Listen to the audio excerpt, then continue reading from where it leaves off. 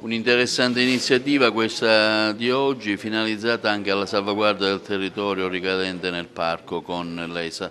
Sì, è un'iniziativa importantissima, un'iniziativa che già era stata attuata qualche anno fa. Noi l'abbiamo voluta riprendere, abbiamo voluto riassegnare una convenzione tra l'ESA e il Parco della Valle dei Templi per fare tutta una serie di attività relative alla manutenzione del paesaggio. Come si sa, noi abbiamo tantissimi ettari di terreno coltivati, tantissimi ettari di terreno che sono destinati a verde e già utilizziamo le nostre risorse del parco, ma con della manodopera specializzata anche per le attività di dendrologia, quindi dello studio eventualmente dei problemi che potessero avere le nostre piante, le nostre alberature. Abbiamo questa convenzione, l'abbiamo voluta stipulare oggi qui al Parco della Valle dei Templi. Dirò di più, ho cercato anche in questo ambito, siccome il FAI gestisce un'area demaniale che è un'area archeologica del Parco della Valle dei Templi, ho cercato anche di mettere in contatto i responsabili del FAI con i responsabili dell'ESA affinché si possa risolvere un grosso problema che si ha in quella zona, che è quello della cocciniglia, per la realizzazione di una agrumicoltura biologica.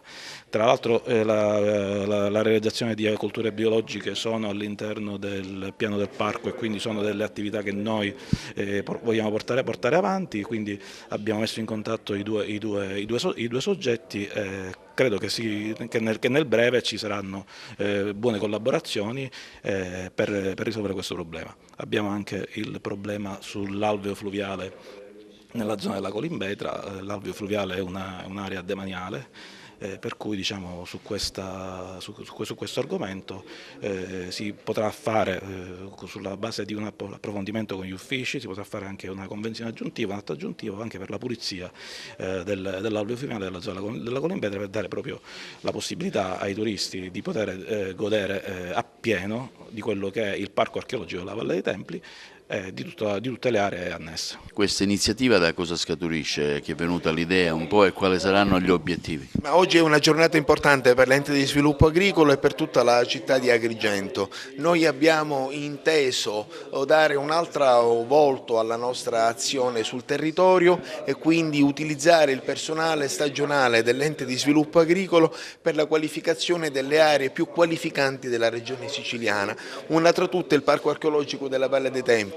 Alla stessa maniera stiamo facendo con il Parco archeologico della Sicilia orientale, quindi utilizzare il nostro personale per quelli che sono i siti monumentali più importanti della regione siciliana. Da oggi in poi 25 nostri trattoristi saranno quotidianamente al lavoro per manutendere il parco archeologico, così come da convenzione appena firmata. Oggi è una giornata, dicevo, importante per l'ente perché siamo appena stati ricevuti dal Cardinale Montenegro, al quale abbiamo donato parte del raccolto del nostro olio che è stato prodotto nell'azienda agricola di Campo Carboi nel territorio dell'Agrigentino, e quindi abbiamo voluto donare in beneficenza, sottolineando un'attenzione nel riguardo dei più deboli, tutto quanto abbiamo prodotto. Noi come FAI stiamo siglando un altro accordo con ESA per iniziare una vera agricoltura biologica all'interno della Colimbetra. La Colimbetra è come sapete, è un giardino di agrumi. Stiamo cercando di organizzare dei lanci di insetti utili per combattere gli insetti dannosi che devastano le nostre piante.